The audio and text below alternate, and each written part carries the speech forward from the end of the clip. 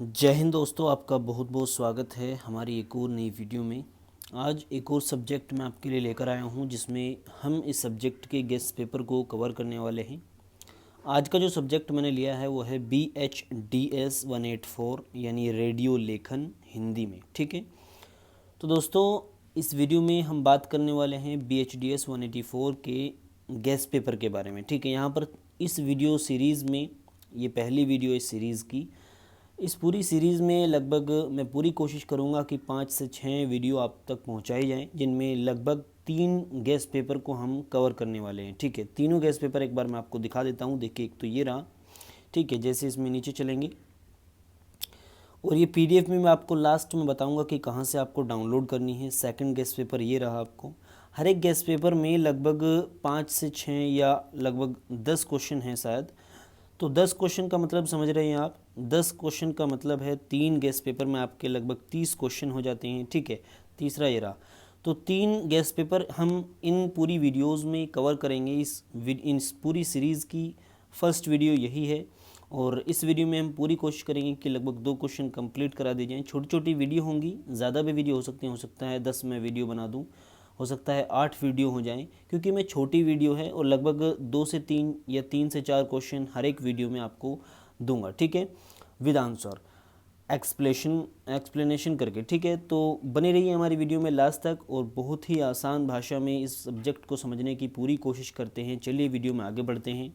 और इन वीडियो के बाद आपको कुछ भी पढ़ने की अलग से ज़रूरत नहीं है। पासिंग मार्क्स आप बहुत अच्छे से गेन कर सकते हो और अच्छे से अगर आप पढ़ोगे तो गुड मार्क्स भी ला सकते हो। चलिए वीडियो को स्टार्ट करते हैं। चलिए, यहाँ पर जो हमारा पहला क्वेश्चन है रेडियो लेखन की जो गेस्ट पेपर है उसका फर्स्ट क्वेश्चन है, रेडियो द्वारा शिक्षा किस प्रकार प्रदान की जा सकती है। ठीक है, यानी रेडियो जो है, जैसे सब्जेक्ट का जो नेम है वही रेडियो लेखन है। तो रेडियो का पहला क्वेश्चन है कि रेडियो के माध्यम से किस तरीके से हम क्वेश्चन को जो एजुकेशन है या शिक्षा है उसको किस तरीके से प्रदान कर सकते हैं, किस तरीके से अशिक्षित लोगों तक पहुंचा सकते हैं शिक्षा को। ठीक है, साथ ही इसके स्वरूप पर भी चर्चा करनी है। तो देखते हैं, आइए यहाँ से स्टार्ट है। देखिए, ऑडियो पार्ट सॉरी यहाँ से नहीं है। इस बार पर विचार करना ज़रूरी हो जाता है कि किस प्रकार रेडियो के माध्यम से शिक्षा प्रदान की जा सकती है।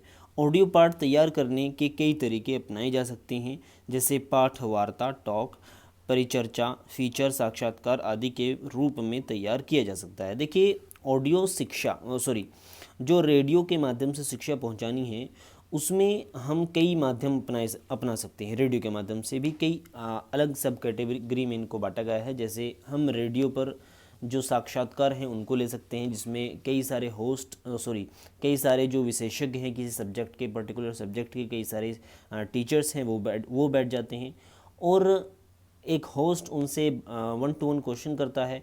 देन वो सभी चीज़ें वो पूरा साक्षात्कार रिकॉर्ड होता है और पॉडकास्ट उसे रिकॉर्ड कर डाल दिया जाता है। वो साथ ही रेडियो पर भी चलता रहता है। ठीक है, तो एक तो ये माध्यम हुआ। दूसरा माध्यम हुआ कि हम लेसन्स को पॉडकास्ट के माध्यम से रिकॉर्ड करें और फिर उनको जो है रेडियो पर चलाएं। तो इस माध्यम से भी हम चीज़ों को पहुंचा सकते हैं स्टूडेंट्स तक। इसके अलावा भी कई तरीके हैं, जैसे कि आपस में बातचीत कर क्वेश्चनों को हल करना है, समझना, इस तरह की बातचीत हो सकती है। ठीक है, तो ये सभी चीज़ें हैं इसमें। ऑडियो पार्ट तैयार करने से पहले आलेख लेखक को प्रोड्यूसर से मिलकर ये तय करना, यानी आलेख लेखक जो पूरा स्ट्रक्चर तैयार करेगा कि किस तरीके का क्वेश्चन, किस तरीके के आंसर होंगे, और उसका ये भी ध्यान रहेगा कि जो पर्टिकुलर टॉपिक वो कवर कराने जा रहे हैं वो पूरा कैसे कवर हो। ठीक है, या कोई सब्जेक्ट जिसको हम कवर कराने की कोशिश कर रहे हैं वो उसका कोई भी चीज़ें ना छूटे। ये ना हो कि वो हम रेडियो के माध्यम से उसको समझा रहे हैं तो वो उससे कई चीज़ें छोड़ दें। नहीं, ऐसा नहीं होना चाहिए। ये भी ध्यान होना चाहिए कि सभी चीज़ें उसमें कवर हों, अच्छे से उसका आलेख तैयार हो, स्ट्रक्चर तैयार हो।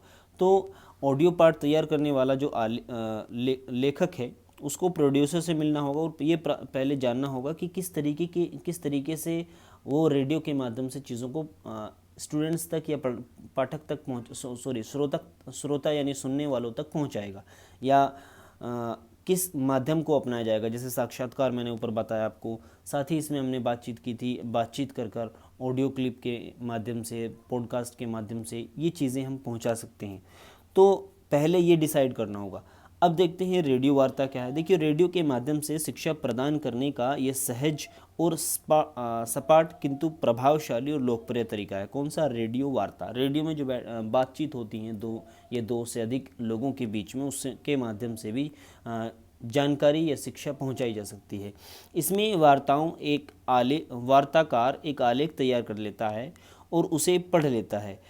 पर इस प्रकार की पाठ तैयारी और प्रस्तुति में विशेष सावधानी रखने की ज़रूरत होती है। पाठ तैयार करते समय छात्र को अपनी नज़रों के सामने रखना होगा, ठीक है। यानी जो छात्र हैं, जो पढ़ने वाले हैं, उनको भी थोड़ा सा अपने सामने रखना होगा, क्योंकि जब हम रिकॉर्ड कर रहे हैं ऐसे में चीज़ें कहीं ना कहीं डिफ़िकल्ट हो जाती हैं, थोड़ा सा ऑकवर्ड लगता है कि हम माइक के सामने सिर्फ पढ़ा रहे हैं।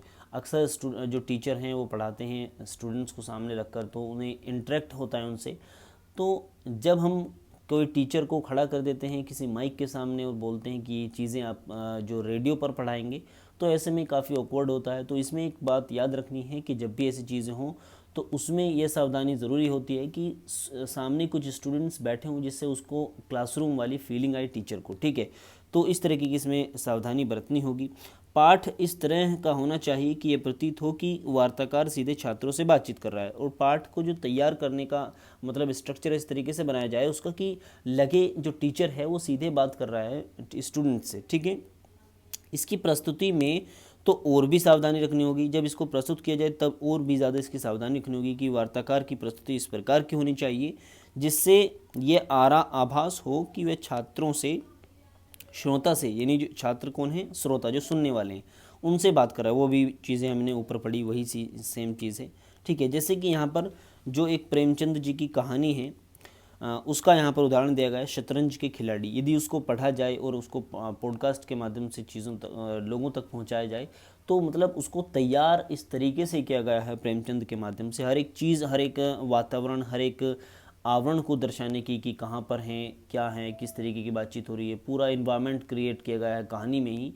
यदि कोई व्यक्ति उसको सिर्फ अच्छे से पढ़े, साफ़ सुथरी भाषा में, जो रिकॉर्ड करते हैं, जिनकी साफ़ आवाज़, अच्छी आवाज़ होती है, पढ़ने में अच्छे होते हैं, वो सिर्फ उसको पढ़कर रिकॉर्ड कर कहीं पर अपलोड करें, तो सुनने वाला बहुत ही आसानी से उसको समझ जाएगा। तो कहने का मतलब ये है कि जो कंटेंट है उसको अगर इस लेवल का तैयार किया जाए कि श्रोता जो हैं वो अच्छे से उसको समझ सकें, तो चीज़ें आसानी तक पहुंचाई जा सकती हैं, ठीक है।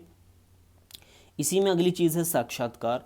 किसी विशेषज्ञ से साक्षात्कार लेना रेडियो के लिए आम बात है। बहुत सी बार क्या होता है, देखिए ये आम बात है कि रेडियो स्टेशन पर जो साक्षात्कार हैं उनको बिठाया जाता है किसी पर्टिकुलर टॉपिक पर, उनसे बातचीत, जिसके वो विशेषज्ञ होते हैं, उनसे उस टॉपिक पर बातचीत की जाती है, और जो होस्ट होता है उस पर पूरी एक लिस्ट होती है प्रश्नों की, वो उनसे बारी बारी पूछते हैं सभी क्वेश्चन, और बारी बारी साक्षात्कार जो विशेषज्ञ होते हैं उस साक्षात्कार में आंसर देते हैं। तो इसके माध्यम से भी जो श्रोता हैं उन तक जानकारी पहुंचती है। दूर शिक्षा पद्धति में भी इस तकनीक का इस्तेमाल होता है। इसमें साक्षात्कार लेने वाले का यह दायित्व हो जाता है कि वह प्रश्नों को इस ढंग से रखे कि विशेषज्ञ उसका सटीक उत्तर दे सके। यानी पहले से डिसाइडेड हो कि किन क्वेश्चनों का जो उत्तर है अच्छी तरीके से वो विशेषज्ञ दे सकता है। ऐसा ना हो कि पॉडकास्ट चल रहा है या रेडियो पर वो लाइव चल रहे हैं और ऐसे में कोई ऐसा क्वेश्चन पूछ लिया जाए जो विशेषज्ञ को भी थोड़ा सा मतलब कठिनाई हो समझाने में, या बिना ऐसे अच्छे से ना समझाया जा सके, तो या पहले से उसका तैयार ना हो, तो कहीं ना कहीं ऐसे क्वेश्चन नहीं होने चाहिए। पहले ऐसे क्वेश्चनों को डिसाइड कर लेना चाहिए जो अच्छे से जो विशेषज्ञ है वो समझा सके और सटीक आंसर उनका दे सके। हमें यह भी ध्यान रखना होगा कि साक्षात्कार का आयोजन विद्यार्थियों के लिए किया जा रहा है, इसलिए इसका छात्रोपयोगी होना चाहिए। यानी इसका जो उपयोग है वो छात्रों के लिए होना चाहिए, और जो लैंग्वेज, हर चीज़ छात्रों के लेवल की होनी चाहिए। आइए हम अर्थशास्त्र और अर्थव्यवस्था शीर्षक साक्षात्कार के नमूने का अवलोकन करें। एक अवलोकन दिया गया है, एनालाइज करना है यहाँ पर साक्षात्कार और उसके माध्यम से। यानी एक अर्थशास्त्र जो सब्जेक्ट है उसका एक साक्षात्कार यहाँ पर दिखाया गया है, ठीक है। सॉरी, यहाँ पर तो लिया नहीं गया, बस यहाँ पर है और यहाँ से काट दिया गया वो चीज़ें अपने इसके अलावा अब अगर इसमें देखें तो क्विज़ के माध्यम से प्रश्नोत्तर जो सेशन चलते हैं, जिसमें दो लोग बैठते हैं आपस में, एक एक क्वेश्चन पूछता है, दूसरा आंसर देता है, तो एक पूरा क्विज़ सेशन चलता है, जिसके माध्यम से शिक्षा जो श्रोता है उन तक पहुंचाई जा सकती है। इसके बाद डॉक्यूमेंट्री को भी रिकॉर्ड किया जा सकता है, इससे भी जानकारी पहुंचती है। जिस प्रकार साहित्य पत्रिका में कई विधाएं एक साथ मौजूद होती हैं, उसी प्रकार रेडियो पत्रिका में भी कई विधाओं का मिश्रण होती है, यानी भी कई चीज़ें इसमें शामिल होती हैं, जब जाकर एक परफेक्ट चीज़ बन पाती है। ठीक है, तो यहाँ पर एक क्वेश्चन हमारा कंप्लीट होता है। आई होप कि आप समझे होंगे, और अगर आप नहीं समझे तो एक बार और देखिएगा शुरुआत से। चलिए अगले क्वेश्चन पर बढ़ते हैं। यहाँ पर हमारा नेक्स्ट क्वेश्चन देख लेते हैं क्या है। नेक्स्ट क्वेश्चन है, देखिए, औपचारिक शिक्षा और रेडियो पर टिप्पणी। औपचारिक, सबसे पहले औपचारिक और अनौपचारिक शिक्षा मैं आपको बता देता हूँ। ठीक है, रेडियो वाली। तो देखिए, औपचारिक शिक्षा तो यानी ऑफिशियल एजुकेशन तो वो है जो हम एकेडमिक्स के माध्यम से पढ़ते हैं, जैसे हम स्कूल में जाते हैं, कॉलेजेस में जाते हैं, लेक्चर अटेंड करते हैं, क्लास अटेंड करते हैं, लेक्चर लेते हैं, ये हुई औपचारिक शिक्षा। अनौपचारिक शिक्षा जो हम समाचार वगैरह का सुनते हैं, उनके माध्यम से हमें चीज़ों का पता लगता है। जैसे 9/11 की घटना हमने कहीं सुन ली, तो हमें हमने उसके बारे में समाचार पढ़ा, और समाचार में पूरी घटना दी गई थी कि किस तरीके से 9/11 का जो है घटना घटी, या पिछले वर्ल्ड वॉर के बारे में हमें बताया गया है। ऐसे ऐसे जो सेशंस हैं वो चलते रहते हैं। समाचार जो चैनल्स होते हैं, रेडियो पर भी जो चैनल होते हैं उन पर चलते रहते हैं। तो आज़ादी जैसे स्वतंत्रता के बारे में चीज़ें हैं, तो उसके ऐसे अवसर पर आज़ादी से संबंधित चीज़ें, किस तरीके से कौन कौन से आंदोलन चले, या इस तरह की जानकारी रेडियो के माध्यम से, टेलीविज़न के माध्यम से हमें मिलती रहती है। तो ये हुई अनौपचारिक शिक्षा, जो हमने इसके लिए हमने कॉपी किताब का इस्तेमाल नहीं किया, सीधे हम ऐसे ही सुन रहे थे और हमें जानकारी मिली। ठीक है, तो अनौपचारिक और औपचारिक शिक्षा में ये फ़र्क है। उसके बाद देख लेते हैं इसमें क्या है। अपने आरंभ काल से ही रेडियो समाज के सभी वर्गों में लोकप्रिय रहा है। भारत में रेडियो का जो नियमित प्रसारण है वो 1927 जुलाई 1927 से शुरू हुआ। उस समय रेडियो तक लोगों की पहुंच नहीं थी, और 10 सालों के अंदर ही भारतीय समाज के सभी वर्गों में रेडियो ने अपनी जगह बना ली। स्वतंत्रता प्राप्ति के बाद सरकार के रेडियो के विकास पर बहुत जोर दिया गया, क्योंकि ज़्यादातर जो जनसंख्या थी वो अनपढ़ थी। ठीक है, और अगर कोई मैगज़ीन छापी जा रही है, कोई समाचार पत्र छापे जा रहे हैं, तो उनको सिर्फ लिमिटेड मात्रा में ही लोग पढ़ते थे। लेकिन जो रेडियो, उसके माध्यम से समाचार सभी सुनते थे। रेडियो, दूरदर्शन वगैरह जो है, उस पर जो चीज़ें आती थी वो सब सुनते थे। गाने वगैरह और मनोरंजन की सभी चीज़ें वहाँ पर उपलब्ध थी। मनोरंजन के साथ सूचना और शिक्षा को रेडियो का मुख्य उद्देश्य बनाया गया। सरकार के द्वारा आकाशवाणी के प्रसारण कार्यक्रम का लगभग 3.11% समय शिक्षा कार्यक्रमों के लिए तय किया गया था। यानी जो आकाशवाणी पर कार्यक्रम चलते थे, उनका 3.11% जो समय था वो सिर्फ शिक्षा के लिए डेडिकेटेड था, कि इसमें हम पर्टिकुलर टॉपिक या पर्टिकुलर सब्जेक्ट या पर्टिकुलर विषय पर चर्चा करेंगे, जिससे लोगों को इसके बारे में जानकारी हो। ठीक है, औपचारिक शिक्षा पाठ संबंधित क्षेत्रों की भौगोलिक, सामाजिक और आर्थिक दशाओं के अध्ययन में रखते हुए प्रसारित किए जाते थे। रेडियो का प्रसारण आज देश की 99% जनता तक हो चुका है, यानी जो इसका दायरा है वो फैल चुका है। रेडियो तक लगभग 99% लोगों की 99% जो भारत की जनसंख्या है वो रेडियो तक पहुंच रखती है। इसके कार्यक्रम आज लगभग सभी जगह सुने जाते हैं। क्षेत्रीय बोलियों सहित बोलचाल की आसान भाषा में भी इसके कार्यक्रम आयोजित किए जाते हैं। जब क्रमबद्ध तरीके से शिक्षा प्राप्त करता है तो उसे, देखिए यहाँ पर देखते हैं, स्कूल, कॉलेज और शिक्षण संस्थानों में विधिवत प्रवेश लेकर निर्धारित पाठ्यक्रम के अनुसार निश्चित आयु वर्ग जब क्रमबद्ध तरीके से शिक्षा प्राप्त करता है तो उसे औपचारिक शिक्षा कहते हैं। जैसे हमने ऊपर बताया आपको, जो कॉलेज एकेडमिक्स के दौरान जो आप अपनी शिक्षा प्राप्त करते हो वो औपचारिक शिक्षा है। परंतु जब आर्थिक, सामाजिक या किसी अन्य कारण से समाज के कुछ लोग औपचारिक शिक्षा की योजना का लाभ नहीं उठा पाते तो अनौपचारिक शिक्षा के माध्यम से वे अपनी शिक्षा आवश्यकता को पूरा करते हैं, क्योंकि इस व्यवस्था में न तो औपचारिक शिक्षा का बंधन है, न ही प्रवेश की समस्या, न ही स्कूल कॉलेज जाने की समस्या। किसी भी उम्र का व्यक्ति इसको सुनकर, इसको देखकर इस जानकारी को, इस शिक्षा को प्राप्त कर सकता है। शिक्षक और शिक्षार्थी के बीच बातचीत होती है। यहाँ इस बात का उल्लेख अवश्य है कि अनौपचारिक शिक्षा को औपचारिक शिक्षा के कम से कम स्तरीय नहीं आंका जा सकता, क्योंकि वो भी काफ़ी मात्रा में लोगों तक जानकारी पहुँचाती है। ठीक है, जानकारी और शिक्षा पहुँचाती है। उच्चारित शब्द कार्यक्रम की अवधारणा का और शिक्षा। रेडियो में सूचना व शिक्षा के कार्यक्रमों का मूल आधार उच्चरित शब्द कार्यक्रम होते हैं, यानी जो शब्द बोले गए हैं वो किस किस तरीके से इफेक्ट डालेंगे, ठीक है, उनका कहीं ना कहीं बहुत ज़्यादा प्रभाव पड़ता है। प्राचीन काल में सूचना और जानकारी एक पीढ़ी से दूसरी पीढ़ी तक उच्चारित होती थी, यानी सुनाई जाती थी।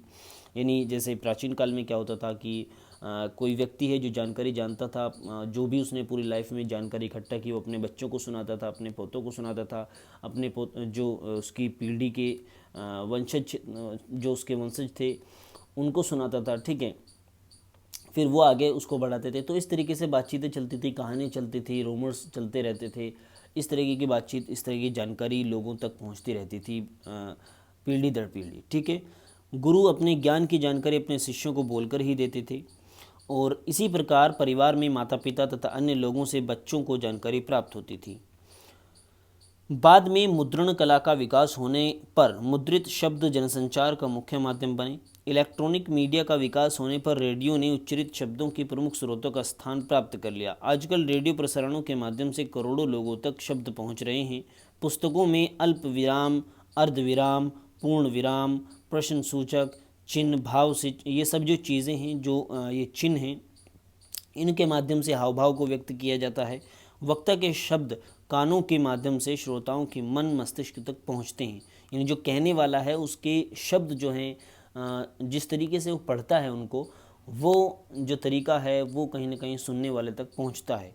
अब क्योंकि ज्ञान का मन मस्तिष्क तक पहुंचना ही शिक्षा का उद्देश्य है, अतः जितने प्रभावी ढंग से विशेषज्ञ शब्दों का प्रयोग करेंगे उतने ही हम अपने प्रयास में सफल होंगे। क्योंकि देखिए अब क्या है कि हमारी आवाज़ सिर्फ पहुंच रही है लोगों तक, यानी जो, जैसे आपने भी देखा होगा ऑनलाइन में जो टीचर्स पढ़ाते हैं, जैसे मैं अब आपको पढ़ा रहा हूं, तो मैं जिन शब्दों का इस्तेमाल कर रहा हूं, जिस तरीके से मैं आपको पढ़ा रहा हूं, बस यही एक माध्यम है कि जिससे मैं आपको अपना बेस्ट दे सकूं और आप इन चीज़ों को जो मैं आपको समझाना चाह रहा हूं आप समझ सकूं। ठीक है, तो सिर्फ यही एक माध्यम है। या इसके अलावा मैं अपनी वीडियो के माध्यम से अपने हाव भाव, जिसमें मेरा चेहरा दिखेगा, जिसमें मैं पूरा, मतलब आपने देखा होगा ऑनलाइन टीचिंग के माध्यम से टीचर्स पढ़ाते हैं तो उनके सामने कैमरा होता है सिर्फ, ठीक है, और जो स्टूडेंट्स हैं उनके सामने फ़ोन होता है, लैपटॉप होता है, कंप्यूटर होता है, उसमें स्क्रीन चलती रहती है जिसमें टीचर पढ़ाते रहते हैं। मतलब मेन जो चीज़ है वो शब्द ही पहुंच रहे हैं, आवाज़ ही है, और आवाज़ में ऐसे शब्दों को डालना जो एक प्रभावी ढंग से चीज़ों को डिफ़ाइन कर सकें, एक कला है। ठीक है, इसी के माध्यम से लोगों तक शिक्षा पहुंचा सकते हैं। तो यहाँ पर हमारे 2 क्वेश्चन कंप्लीट हो जाते हैं। अगली वीडियो में अगले क्वेश्चनों को ऊपर डिस्कस करेंगे। तो इस वीडियो में लास्ट तक बने रहने के लिए आपका बहुत बहुत धन्यवाद। वीडियो को लाइक और शेयर करें सभी फ्रेंड्स के साथ, और चैनल को सब्सक्राइब कर लें, जिससे आगे आने वाली वीडियो सभी आप तक पहुंचती रहेंगी। चलिए इसको ख़त्म करते हैं और मिलते हैं अगली वीडियो में। तब तक के लिए गुड बाय।